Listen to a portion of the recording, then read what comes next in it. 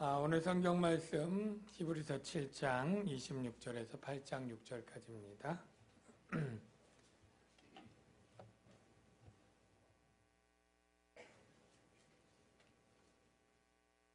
히브리서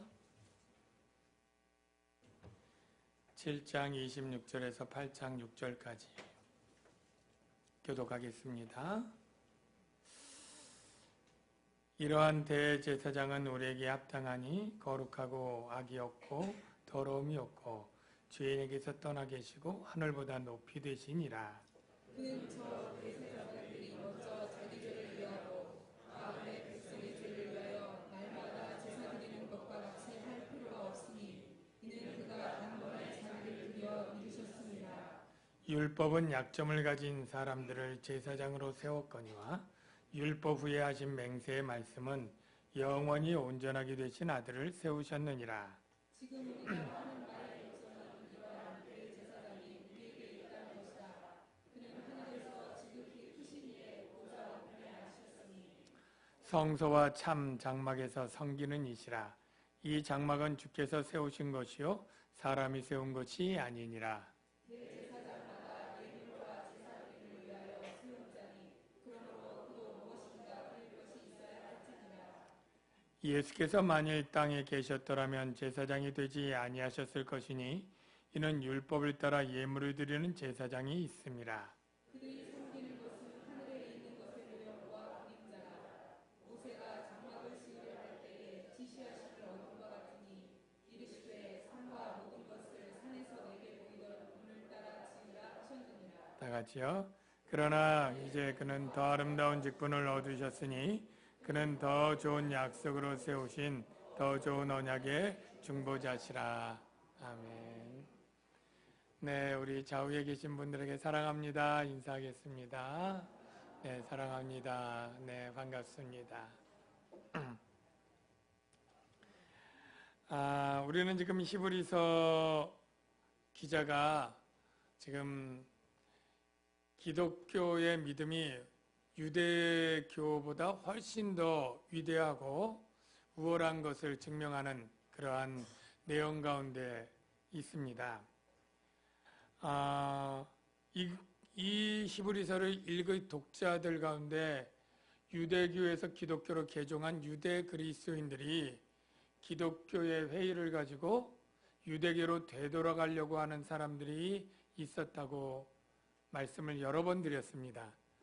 그들은 유대교로 돌아갈 때 외면적으로는 기독교에 대한 박해가 너무나 극심해지니까 그 박해가 너무나 힘들어서 좀 더 안정된 종교인 유대교로 돌아가려고 하는 동기가 있었고, 그들이 표면적으로 내세운 것 중에 하나는 유대교에는 대제사장이 있고 속죄일에 우리를 위해서 속죄를 위해 기도해주는 대제사장이 있으니까 훨씬 더 좋다, 이런 생각들이 있었습니다. 그래서 히브리서 기자는 계속해서 기독교에는 더 위대한 대제사장이 있다라는 얘기를 합니다. 그러자 그들은 기독교에 무슨 대제사장이 있어요? 라고 반문할 때 우리가 믿는 하나님의 아들 예수 그리스도가 더 위대한 대제사장이다 라고 얘기를 했고요. 그러자 예수가 대제사장인 증거 있어요? 라고 물을 수 있죠. 족보도 없고 부모님이 레위 지파도 아니고 그런데 무슨 대제사장이야? 뭐 이렇게 나올 수 있는 거죠. 그래서 예수님은 레위 지파가 아닌 유다 지파지만 멜기세덱처럼, 멜기세덱이 레위 지파가 아니면서도 제사장이고 그가 제사장이 된 건 율법을 따른 것이 아니라 하나님의 맹세의 말씀으로 임명된 것처럼 예수님도 멜기세덱처럼 유다 지파로서 레위 지파 아니면서도 하나님의 맹세의 말씀을 따라 대제사장이 된 케이스다라고 얘기를 하고요. 예수님이 대제사장으로 오셨다는 것은 율법의 대제사장이 문제가 있고 온전할 수 없었기 때문에 온 것이다 라는 이야기를 지난주에 했습니다. 만일 율법으로 말미암아 율법에 따른 대제사장이 우리에게 온전한 속죄를 이룰 수 있다면 굳이 새롭게 예수님이 대제사장으로 오실 이유가 없다는 것이죠. 그래서 예수님이 오셔서 온전한 속죄와 온전한 구원을 이루셨다라는 이야기를 지난번에 했습니다. 그 온전한 속죄가 가능한 그 이유는 바로 예수님은 불멸의 생명의 능력으로 하나님이시기 때문에 죽지 않고, 그래서 레위 계통의 제사장들은 죽음으로 말미암아 계속 바뀌어야 되죠. 이 모세 율법이 지난 지 한 1500년 되는 동안 수많은 대제사장들이 죽고 늙고 병들어서 이렇게 바뀌어 왔지만, 예수님은 하나님이시기 때문에 항상 살아계시고 영원히 계시므로 영원한 대제사장으로 우리를 섬기고 있다. 그러므로 훨씬 더 위대하고 훌륭한 대제사장이 있으니 굳이 기독교에서 유대교로 간다는 것은 매우 이상하고 어리석은 일이 되니 믿음을 굳게 지켜라. 이렇게 지금 진행하고 있습니다. 오늘 본문도 역시 우리가 믿는 대제사장 예수님이 레위 계통의 대제사장보다 위대하다라는 그러한 증명을 해 나갈 텐데요. 그 첫 번째는 대제사장이신 예수님의 성품과 지금 또 하고 있는 사역이 더 위대한 것을 말하고 있습니다. 26절을 여러분 볼까요? 거기 보면 이러한 대제사장은 바로 예수 그리스도를 의미합니다. 우리에게 합당하니, 뭐가 합당하냐면, 왜 합당하냐면 거룩하고 악이 없고 더러움이 없고 죄인에게서 떠나 계시고 하늘보다 높이 되시니라. 첫 번째는 예수 그리스도의 인격이 인간 대제사장들과 비교할 수 없을 정도로 거룩하고 흠이 없고 무죄한 그 성품이기 때문이고, 두 번째는 죄인에서 떠나 하늘 높이 되셨다. 승천 사건이 우리의 대제사장의 사역을 감당하는데 훨씬 정말로 이점이 있다라는 얘기를 합니다. 거룩하고 악이 없고 더러움이 없는 것에 대제사장의 자격의 첫 번째 이유를 생각해 보면, 대제사장은 죄인들을 하나님과 화해시키는 일을 해야 되는 분입니다. 그런데 만일 어떻게 보면 계약자의 중개자와 같고 화해자의 중보자인데, 이 중보자가 죄인과 친하고 죄인의 속사정을 잘 알아야 되는 것도 중요하지만 화해시킬 하나님과도 친하고 하나님과도 좋은 관계를 가져야 되는 것이 당연하지 않습니까? 예를 들어서 둘이 앙숙이고 싸움인데 이 중간에 서는 사람이 양쪽과 다 좋은 관계를 맺고 있어야 둘을 화해시킬 수 있는데, 이 대제사장이 하나님이 미워하는 사람, 하나님이 보기만 하면 화를 낼 만한 사람을 대제사장으로 세웠다면 대제사장의 사역을 잘 감당할 수가 없지 않겠습니까? 하나님은 그런데 어떤 분이시냐면 악을 참아보지 못하고 패역을 참아보지 못하는 분이라고 지난주에 말씀을 드렸잖아요. 그런데 대제사장이 거룩하지 않고 늘 악을 잊고 더러움을 가지고 있는 존재라면 어찌 하나님 앞에 본인이 나설 수 있고 하나님의 진노와 미움을 받는데 저 죄인을 용서해달라고 중보자가 될 수 있겠습니까? 그래서 예수님이 악이 없고 죄가 없고 그리고 더러움이 없는 이 성품이 바로 하나님의 마음을 부드럽게 해서 죄인을 용서하게 하는 중개자로서요 합당한 성품을 가지고 있다는 것입니다. 두 번째, 이 성품은 27절과 연관이 되어 있는데요. 그는 저 대제사장들이 먼저 자기 죄를 위하고 다음에 백성의 죄를 위하여 날마다 제사 드리는 것과 같이 할 필요가 없으니, 대제사장들은 가장 중요한 일이 무엇이냐면 이스라엘 백성의 죄를 속죄하는 속죄 제사를 드리는 일입니다. 그거는 언제 합니까? 유대 종교력으로 7월 10일에 합니다. 속죄일이라고 하죠. 유대 종교력 7월 10일은 우리나라 양력으로 하면 10월경 정도 됩니다. 1년에 딱 한 번 이 이스라엘 백성의 죄를 속죄하러 지성소에 들어갈 수 있도록 허락받은 날입니다. 그런데 이 지성소에 들어갈 때 대제사장이 이스라엘 백성의 죄를 속하기 전에 먼저 뭘 해야 되느냐? 자기 죄를 먼저 속해야 됩니다. 자기 죄. 자기가 죄인이라 자기 죄를 속하지 않고는 지성소에 나갔다면 자신부터 죽을 것이 분명하지 않습니까? 그러니까 이 제사장과 그의 가문을 위해서 먼저 1년 된 숫송아지, 1년 됐으면 뭐 거의 황소라고도 할 수 있어요. 이 1년 된 송아지를 죽여서 그 피를 들고 먼저 처음으로 휘장 안에 들어갑니다. 물론 휘장 안에 들어갈 때 또 룰이 있어요. 분향을 하기 위해서 향로를 가져가서 정해진 향으로 태워서 이 지성소 안에를 가득 향으로 가득 채웁니다. 왜냐하면 하나님이 임재하시는 거룩한 속죄소를 정확하게 보지 못하게 하나님이 하신 거예요. 이 향으로 뿌연 가운데 이 속죄소가 있는데 이 속죄소는 여러분이 아는 이 지성소의 증거계 언약궤가 있지 않습니까? 법궤 다 같은 겁니다. 그 법궤 뚜껑이 바로 하나님이 임재하는 곳이고 속죄를 베풀어 주는 곳이다. 그래서 속죄소 또는 시은자 이렇게 명칭이 되었다고 말씀을 드렸죠. 이 속죄소를 연기로 가리지 않게 하고요. 이 속죄소 동편에다 피를 이 송아지의 피를 뿌리고 또 앞에다가 7번 뿌리면서 자신의 죄를 용서해달라고 간구하는 제사를 드리게 됩니다.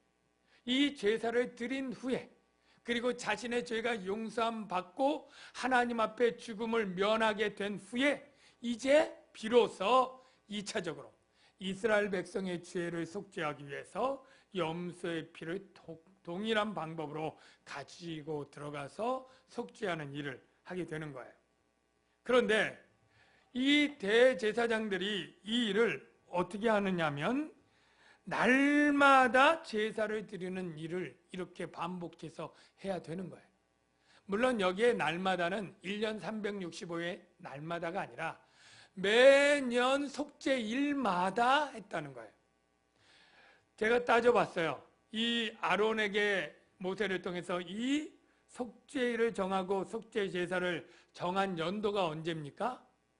바로 주전 출애굽할 때 시내산에서 주었으니까 1445년이거든요. 그때가. 지금 예수님이 십자가에 달려 죽을 때가 주 30년이니까 더하면 1475년. 매일 속죄일마다 드렸다면 이때까지 1475번을 날마다 이 황소의 피를 가지고 제사를 드렸어야 되는 거예요. 아직도 안 된 거죠. 지금 히브리서 독자들은 주 60년대 말이니까 예수님 죽은 후에도 30몇 년 지날 때까지도 아직 이 속죄일 성전 제사를 드리고 있는 거예요. 왜 그렇습니까? 속죄가 안 됐기 때문이죠. 날마다 한다는 것은. 그러나 27절을 여러분 보십시오.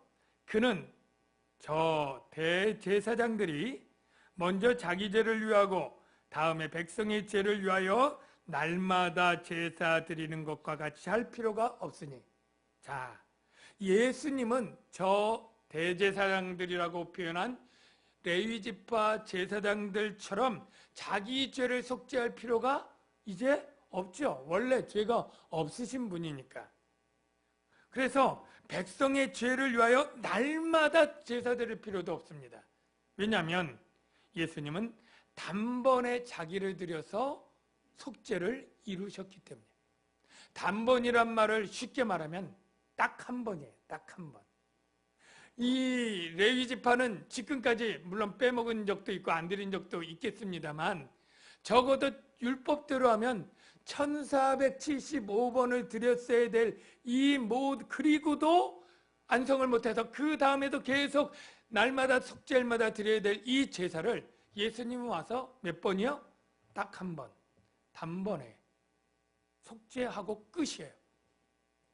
여러분, 이 단번에 드릴 수 있었던 것은 바로 예수님의 속죄의 효과는 모든 인간들 중에 믿는 자들의 모든 죄를 단 한 번으로 충족하게 속죄를 이룰 수 있었기 때문이다 라고 말할 수 있습니다.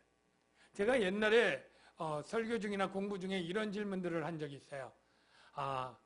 신약의 성도들하고 구약의 성도들을 구분하면서 구약의 성도들은 동물 제사로 그 피로 속죄함을 받고 신약의 성도들은 예수님의 피로 속죄함을 받았다고 하는데 이 말이 맞습니까? 틀립니까? 라고 질문을 한 적이 있죠. 그때 여러분들 혼동되는 분들이 꽤 있더라고요. 그렇지 않냐고. 구약은 동물 제사의 피로 속죄함 받고 신약 시대의 성도들만 예수님의 피로 속죄함을 받는 것 아니냐고. 그렇게 생각하는 분들이 의외로 많습니다. 그런데 그것이 아니죠. 예수님은 시간을 초월해서 구약 시대의 성도들도 그리고 그 위에 태어난 신약 시대의 성도들도 다 영원히 단번에 그 피로 속죄하는 것입니다. 구약 성도들은 가치가 우리 인간의 존엄성이 낮아서 염소의 피로도 충분합니까? 신약 시대의 성도들은 귀에서 예수님의 피값 정도나 돼야 구원함을 받는 것입니까? 아니에요. 똑같이 귀한 하나님의 형상이고 하나님의 사람이기 때문에 이 영원이라는 것은 예수님의 사건 이후부터 영원이가 아니라 예수님의 사건을 전후로 해서 역사 시작과 역사 끝에 모든 믿음의 사람들이 구원 얻을 때는 바로 예수님의 피로 2000년 전의 사람들은 오실 예수 그리스도의 피를 소망함으로 믿는 자에게 역행해서 효과를 주어서 구원하고 2000 후에 태어난 우리들은 2000전에 예수님의 피를 또 그 효력으로 우리가 구원을 받아서 역사의 중간에 오신 예수님은 역사의 그 중간에 오실 때 그 앞과 그 뒤 영원토록 모든 믿는 자들의 죄를 속죄하는 피였다라는 사실을 여러분 믿으시길 바랍니다. 우리가 어떤 사람들은 예수님의 피가 왜 단번에 그렇게 모든 사람들을 속죄할 수 있을 정도로 가치가 있습니까? 라고 또 궁금해하는 사람들이 있어요. 여러분, 사람은 왜 죽습니까? 죽음의 이유가 무엇입니까? 바로 죄 때문입니다. 죄 때문에 우리가 죽기 때문에 이 죄 문제를 해결하려면 죽음으로 해결해야 됩니다. 여러분 잘 아는 말씀 중에 죄의 싹은 뭐예요? 사망이요. 이 말 뜻이 뭐냐면 죄를 지으면 반드시 죽어야 된다는 거예요. 큰 죄, 작은 죄가 없습니다. 우리는 이 세상법을 생각해서 죄를 지어도 죽을 만한 죄를 크게 짓거나 많이 짓거나 해야 죽는다. 이렇게 선입견들을 가지고 있는 분들이 있어요. 천만에요. 거룩한 하나님 앞에서는 정말로 눈꼽만큼 작은 죄라도 하나님은 참아볼 수 없기 때문에 죽는 것입니다. 그래서 이 죄 문제를 해결하면 반드시 죽어야 되는데 이 죽을 때 만일 내가 죄를 지어서 죽어야 된다고 칩시다. 그런데 내가 죽어야 되는데 그 죽음은 피를 흘려야 되고 피 흘림이 생명을 흘리는 것입니다. 그래서 피 흘림이 없은즉 죄사함이 없느니라. 생명을 흘려서 죽음으로써 죄를 사한다 이 뜻입니다. 그런데 내가 죽어야 되는데 염소를 죽이고 내 죄를 사함받는다는 것은 이건 가치면에서 맞지 않지 않습니까? 우리가 속된 말로 사람 죽여놓고 갯값 물어주면 되겠냐 뭐 이런 표현들이 있는 것처럼 사람의 가치하고 개의 가치는 완전히 다른 거죠. 아무리 천해도 염소 10마리 죽이고 사람 죽인 값을 대신할 수 없는 거죠. 예. 여러분이 중요합니까? 여러분이 가진 소유물이 중요합니까? 당연히 여러분이 중요하죠. 예. 마찬가지입니다. 하나님이 중요합니까? 하나님이 만든 피조물과 소유물들이 더 가치 있습니까? 당연히 하나님이죠. 하나님은 온 우주 만물을 만들었습니다. 수많은 별들 가운데 지구가 있었고 그 지구 안에 수많은 200만 종의 생명체가 있습니다. 그 중에 인간이 있었고 그 인간들의 죄를 그 만든 피조물 중에 극히 작은 인간들의 가치하고 하나님의 가치하고 누가 더 훨씬 더 존엄합니까? 하나님이죠. 그래서 하나님이 그 인간들의 죄값을 주고 대신 죽는 것은 그 모든 인간들의 죽음보다 훨씬 더 가치 있기 때문에 단번에 영원한 효력을 낼 수 있는 것입니다. 그래서 28절의 결론이 이것입니다. 율법은 약점을 가진 사람들을 제사장으로 세웠거니와. 그러니까 그 제사장의 온전한 속죄가 이루어질 수 없는 것이죠. 약점이 있기 때문에. 그러나 율법 후에 하신 맹세의 말씀은 다윗이 성령으로 감동해서 내가 영원히 제사장이라 이렇게 말했던 이 맹세의 말씀은 영원히 온전하게 되신 아들 예수님을 세우셨다라는 거예요. 온전한 분과 약점 있는 분, 어느 제사장의 제사가 완전하고 온전한 속죄가 이루어질지는 두말할 필요가 없는 것이죠. 그래서 8장 1절에 이렇게 결론을 냈습니다. 같이 한번 볼까요? 지금 우리가 하는 말의 요점은 이러한 대제사장이 우리에게 있다는 것이라. 예수 그리스도 대제사장, 온전한 제사장이 우리에게 있다는 것이라. 이 말 뜻은 그러므로 기독교에 믿는 도리를 버리고 유대교로 가는 것은 너무나 이상하고 어리석은 결정이다 라는 그 의미가 담겨 있죠. 그러면서 그는 하늘에서 지극히 크신 이의 보좌 우편에 앉으셨으니 성소와 참 장막에서 섬기는 이시라. 이 장막은 주께서 세우신 것이요 사람이 세운 것이 아니니라. 이 예수님이 우리 기독교의 대제사장이셨고 지금도 대제사장으로 하늘나라에 가서 지금도 속죄의 사명을 감당하시면서 그 이루신 속죄를 근거로 우리의 죄를 변론하시고 하나님께 무죄를 받아내는 강구의 사역을 하시는 걸 여러분 믿으시길 바랍니다. 얼마나 든든합니까? 그런데 어떤 사람들은, 믿지 않으려고 하는 사람들은 이렇게 따지면서 반문할 수 있죠.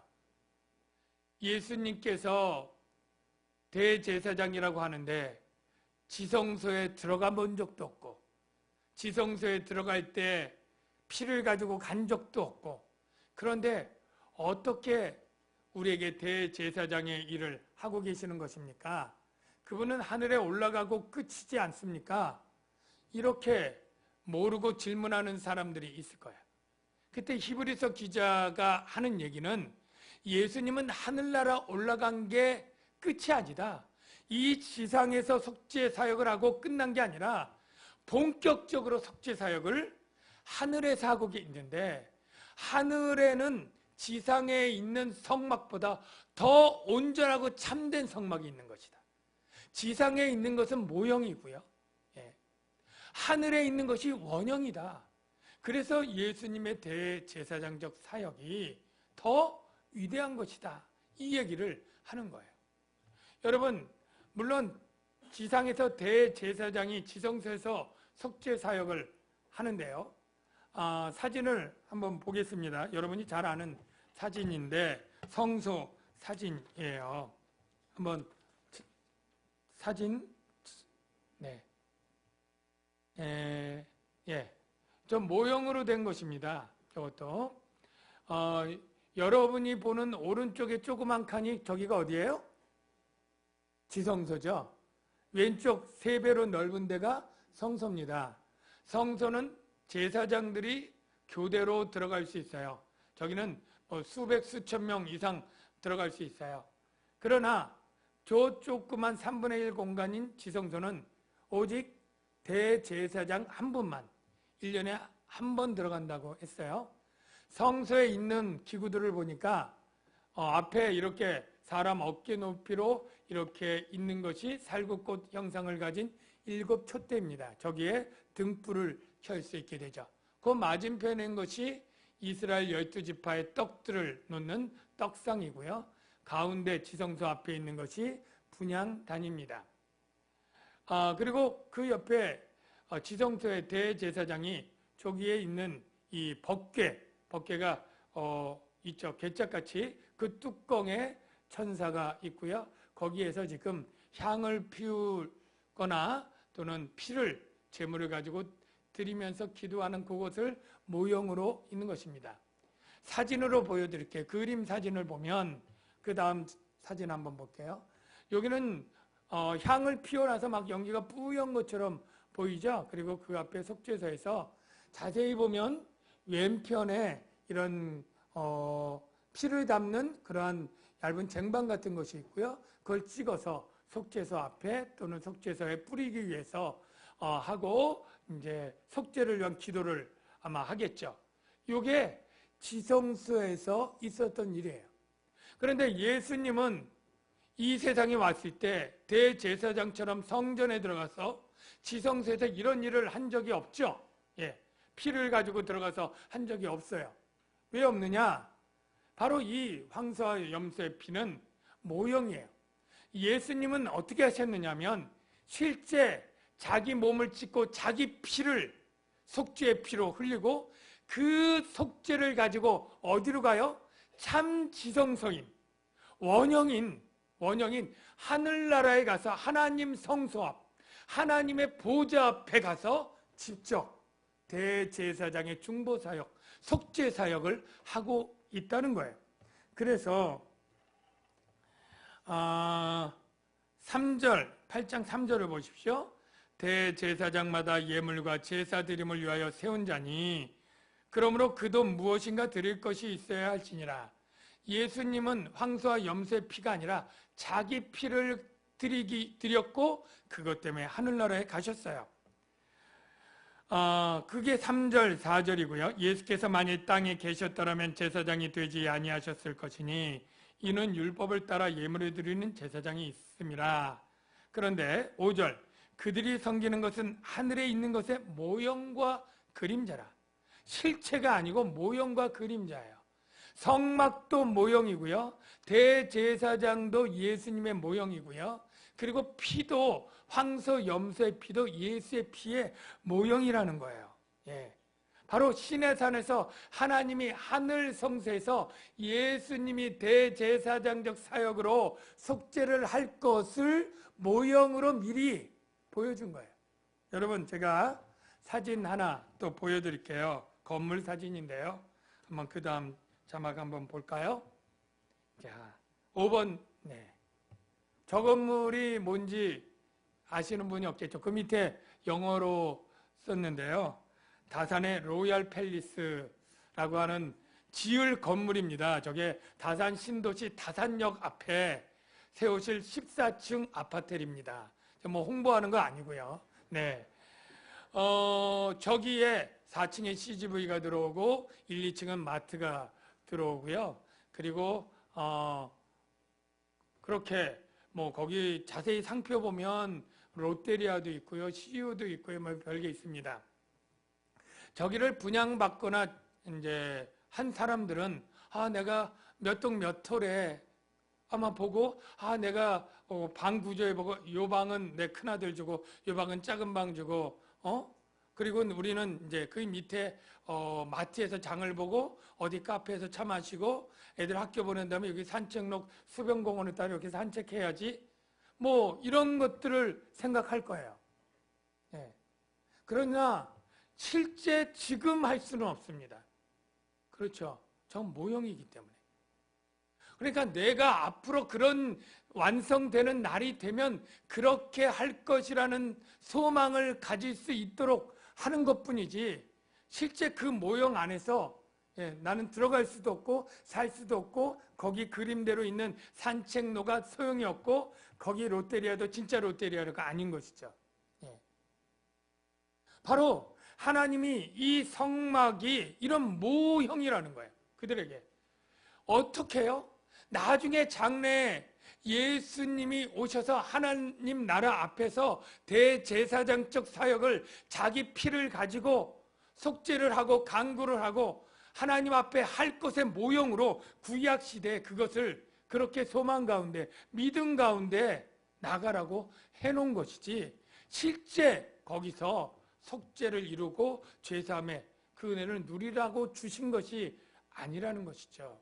네. 여러분, 이 성막이요, 모형이라는 것이 어느 정도 요한계시록을 통해서 또 이해가 되는데요. 여러분, 모형 성막 사진을 다시 한번 마지막 좀 볼까요? 성막 사진 6번.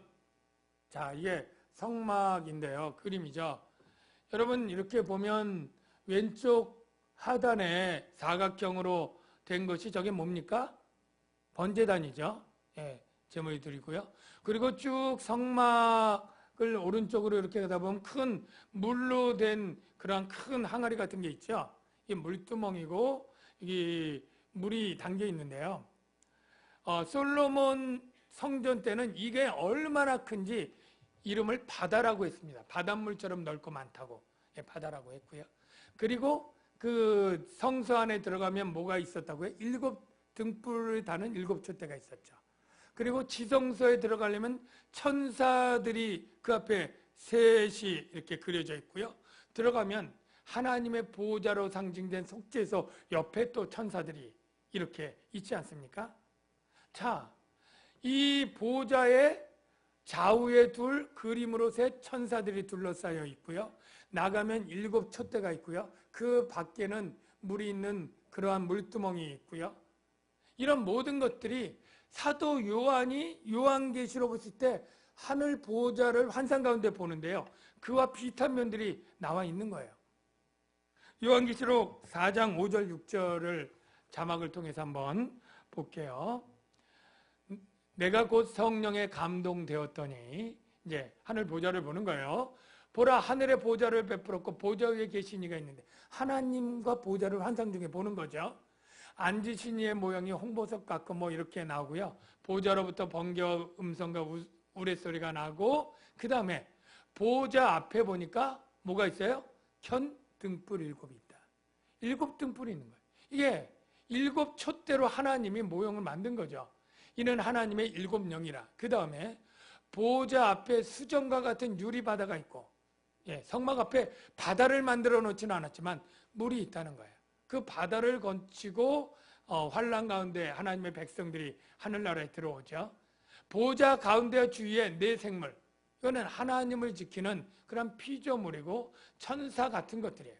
그러니까 하나님의 보호자 앞에 하나님은 이 실제 네 생물이 아닌 그 상징으로 한 천사를 옆에 또 그림으로 그렇게 새겨 놓은 것이죠. 그렇게 해서 바로 예수님은 바로 모형이 아닌, 바로 원형, 그림자가 아닌 실제에 들어가서 우리를 위해 중보자로, 더 좋은 언약으로 중보자로 대제사장의 사역을 하고 계시니 얼마나 훌륭하고 얼마나 온전하게 우리의 죄를 속죄할 수 있겠습니까? 사랑하는 성도 여러분, 저와 여러분은 물론 유대교로 갈 생각을 꿈에도 해본 적이 없기 때문에 직접적으로 와닿지는 않을 거예요. 그런데 우리들 가운데 유대교로 가려고 하진 않지만 믿음을 떠나려고 하는 유혹과 시험에 들었던 그리스도인들은 참 많을 거예요.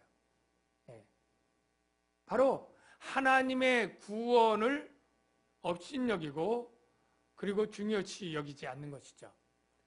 사랑하는 성도 여러분, 우리는 모두 죽음 앞에 있고 죽음에서 구원받아야 될 자입니다. 그 구원의 문제는 인간의 선행으로 되는 것이 아닙니다. 철학으로 되는 건 물론 아니고요. 수행과 고행으로 되는 것도 아닙니다. 선한 일을 많이 하고 그리고 율법의 행위를 온전히 지켜서도 되지 않는다는 것이 판명이 났습니다. 오직 우리가 죄 문제를 이루기 위해서는 위대한 대제사장의 속죄를 힘입어야만 된다는 사실이 성경에 기록되어 있는 거예요. 저와 여러분이 왜 신앙생활을 합니까? 죽음과 영벌의 문제를 해결하고 구원받기 위해서 아닙니까?